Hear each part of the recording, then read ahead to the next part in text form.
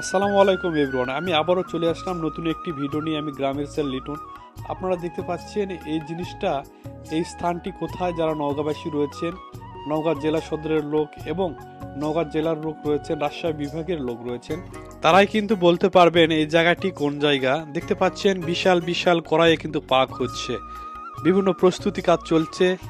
বিষয়টা হচ্ছে, এই জায়গাটা আপনাদেরকে বলে দেই, আপনারা অনেকে বুঝতে পারবেন না।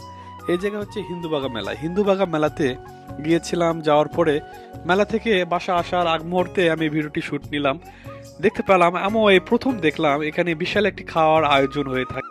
প্রতিদিন প্রায় এখানে কয়েক হাজার লোক খেয়ে থাকে।